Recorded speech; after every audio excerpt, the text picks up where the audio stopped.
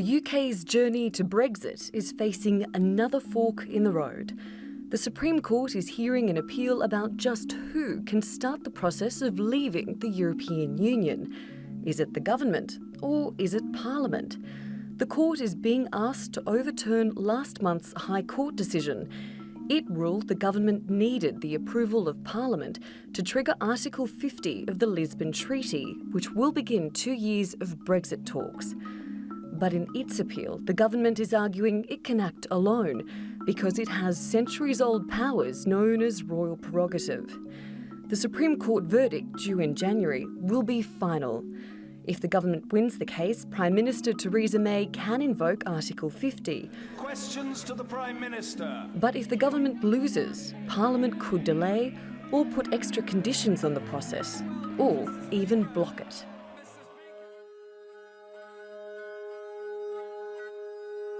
Theresa May has promised to trigger Article 50 in March. That'll be 9 months since the UK voted to leave the EU. Polarisation around Brexit remains high, flaring up once again around this latest case. But Theresa May won't budge. The opposition and members of her own party have called on the government to outline their Brexit plan for issues like immigration and access to the EU's single market. The EU's advice is keep calm and negotiate. Negotiations will not start before notification.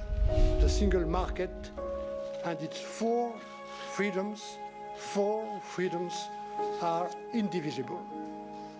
Cherry picking is not an option. Creating another challenge on Britain's journey to its grand exit. Natalie Pohonen, The Newsmakers. Well, joining me now from London is Ian Dunt. He's the editor-in-chief of politics.co.uk and author of Brexit, What the Hell Happens Now? And also from London, Ben Harris-Quinney. He's the chairman of conservative think tank, The Bow Group. Gentlemen, thank you very much for joining us. Ben, I'm guessing you're not too keen on this process that's been occurring so far with both the High Court and the Supreme Court. Well, yes and no. I'm not keen on it because I think it's a very clear attempt by the people that launched the challenge to vexate the democratic will of the British people over Brexit. I am keen on it, actually, because what almost everyone has missed about this case is that it doesn't actually it's not only relevant to Brexit. The question that is being asked in the Supreme Court is not should the United Kingdom leave the European Union or not. The question is who is sovereign in the United Kingdom to make decisions.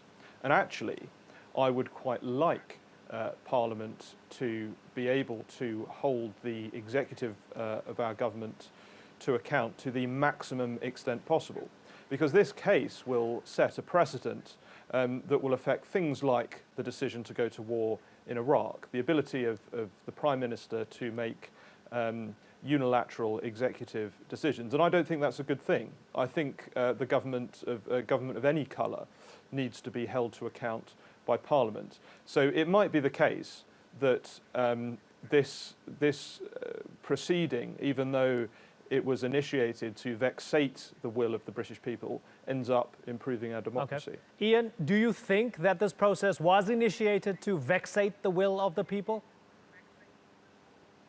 No, it wasn't. It was initiated so that there was a degree of scrutiny about the Brexit process. I very much welcomed your other guests' sort of comments on parliamentary sovereignty. That is entirely correct.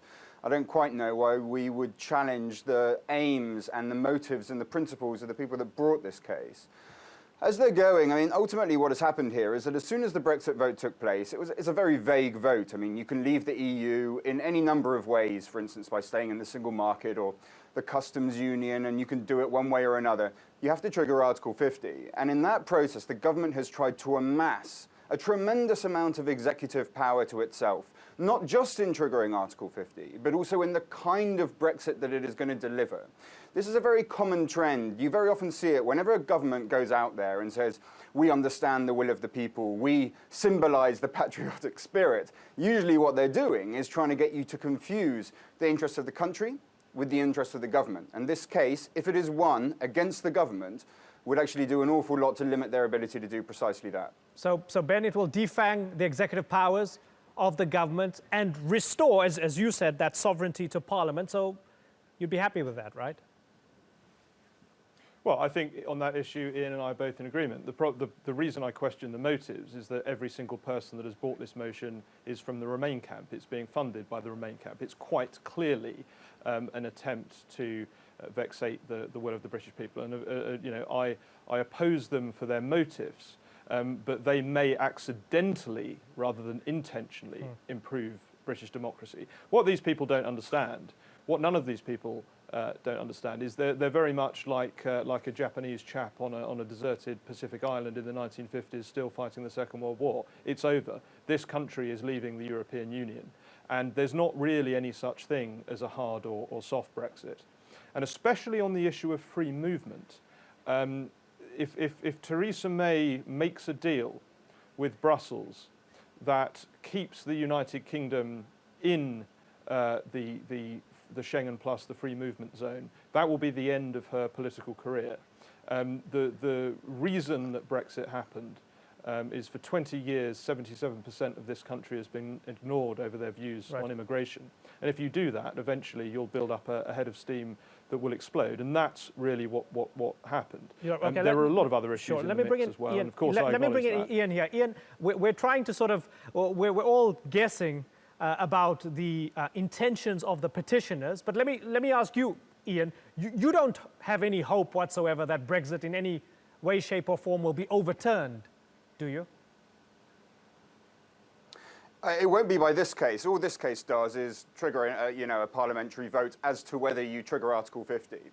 There is still a chance that Brexit will be stopped, yeah. So, I mean, this is the confusion. Your other guest is very confused about a series of matters, some of them factual and some of them about opinion.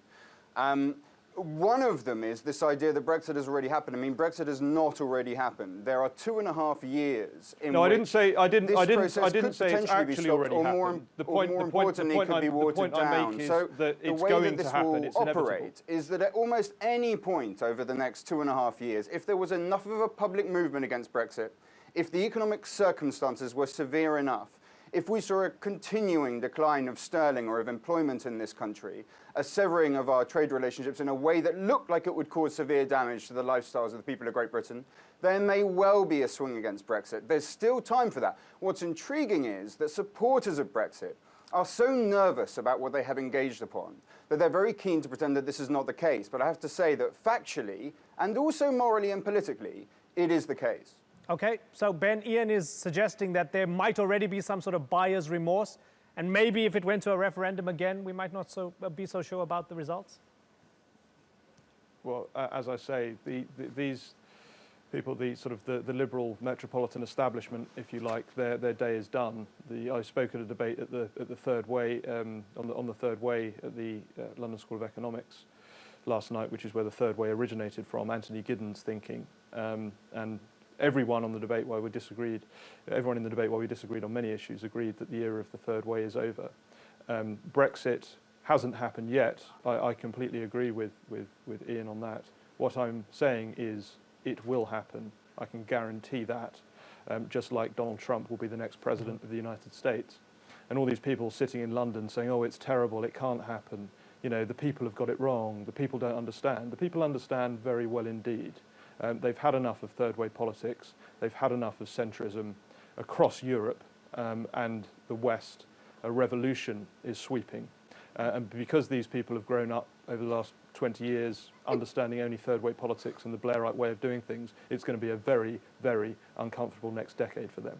Ian, let me ask you about the judges. There's been tremendous scrutiny on those judges. In every publication, from the BBC to the left-wing publications to the right-wing publications, profiles on them, what their links to Europe are, what type of people they are, how old they are, what's their family life.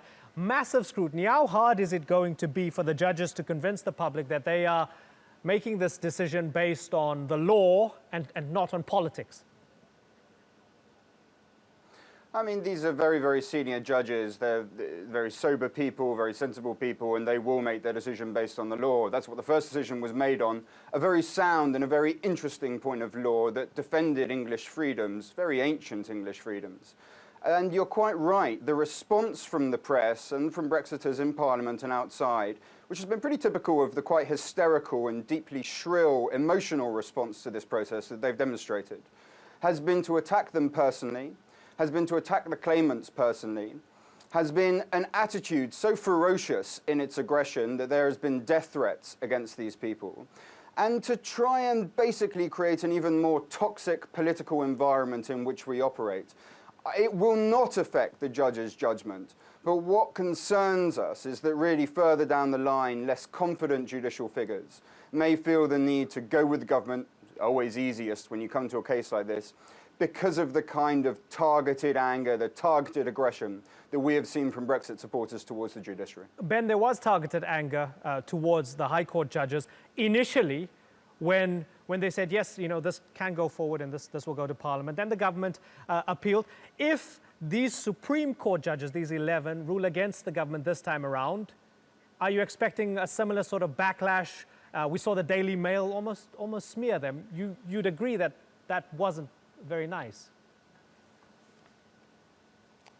Well, you're putting words into my mouth there. I think the Daily Mail is a great newspaper, which is why it's the most popular newspaper in Britain. However, essentially I agree with everything that Ian has just said. If you watch the rolling coverage of the Supreme Court decision, which is a great privilege granted to us as free citizens, we can watch our laws being made and our laws then being challenged and legal precedents being set at the highest level. If you watch that and you are someone who believes passionately in democracy, I think you will be heartened by what you see. This is an extremely high-level, intelligent exchange between people at the very top of the British legal system, which has many flaws, many flaws indeed. However, in terms of the global leaderboard, this is still a great country in terms of justice.